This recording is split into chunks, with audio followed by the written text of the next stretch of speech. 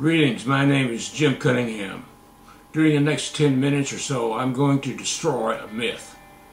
It's the one about cutting taxes. You know, the one the Republicans try to sell. The one that says, if we cut taxes, the government will take in more, not less money.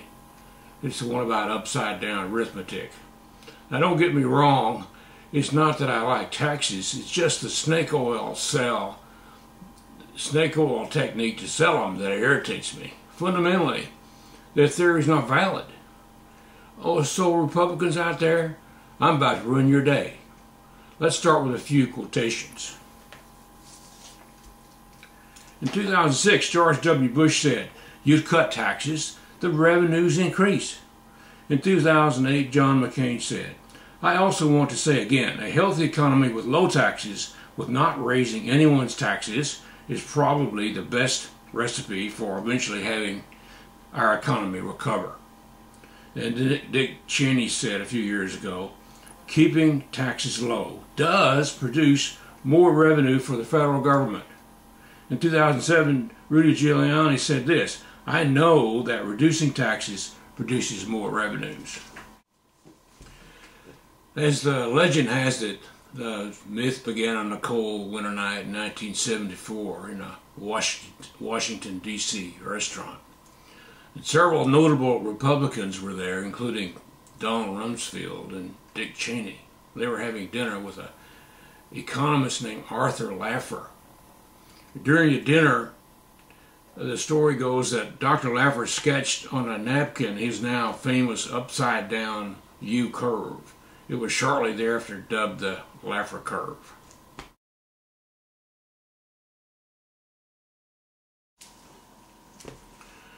On this curve, tax rates are across the bottom.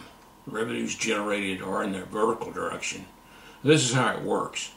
If tax rates are very high and you're on the right side of the curve, a miraculous event occurs. Here, if you lower tax rates, the total revenues to the government will increase, not decrease.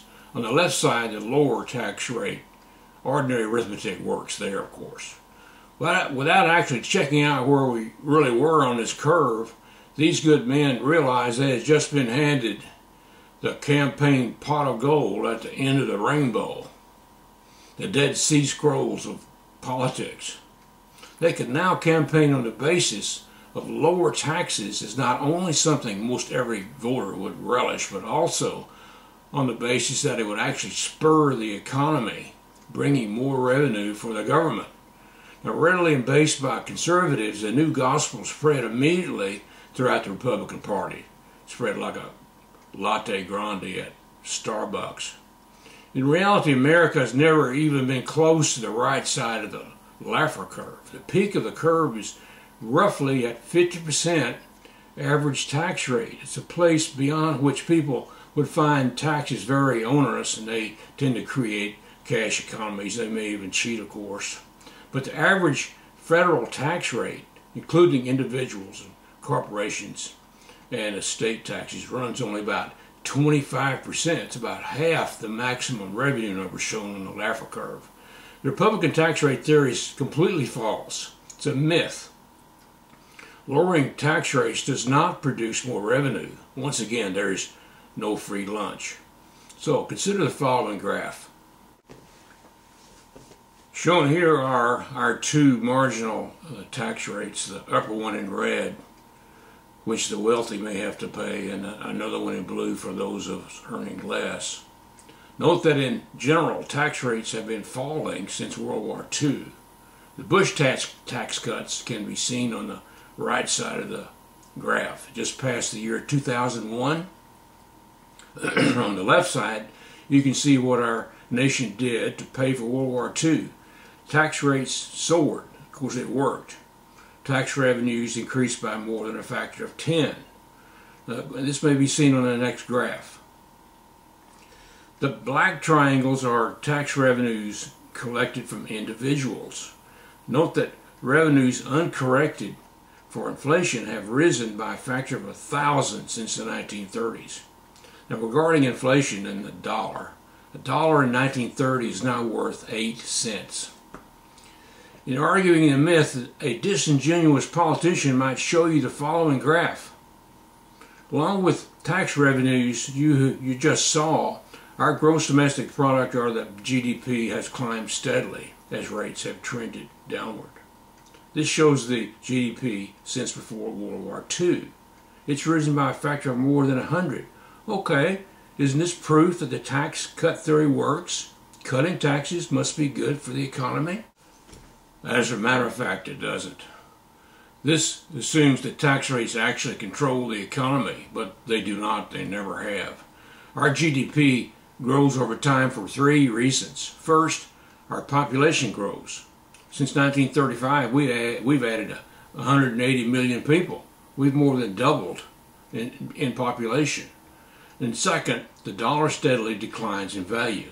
The numbers must be corrected for inflation. Third, our productivity has risen over time. A person's output rises through automation, use of computers, and other factors. The Bureau of Labor Statistics, as part of the Commerce Department, publishes each year our percentage improvements. A small percentage change each year, but it's been steadily rising for many, many years. The cumulative effect of productivity is more than a factor of 3 times. If these 3 factors are used to correct the GDP, a process a statistician would call normalization, we would expect the GDP to show no growth whatsoever. This is exactly what does happen. The next chart shows the GDP in blue, uncorrected, and the GDP data points in red, corrected for the 3 factors I just mentioned. As you can see, it's dead flat. Tax rates obviously have nothing to do with the GDP performance over time. The next chart shows the same corrections applied to tax revenues. It's essentially flat for 50 years, from 1950 to the year 2000. But the effects of the Bush tax cuts can be seen in the early 2000s. The revenues shown in green dipped down just like a 5th grader would predict. If you plot average tax rates for individuals, you can see the same good correlation. The upper curve for tax receipts tracks really closely the lower average tax rate curve. This clearly proves that the Republican tax cut gambit is pure hokum. It's easy to understand why this is so. The government takes your money, the funds don't disappear, the government folks spend your contribution just about as fast as they can. It goes right back into the economy. The GDP doesn't care who's actually spending it, just as long as it gets spent.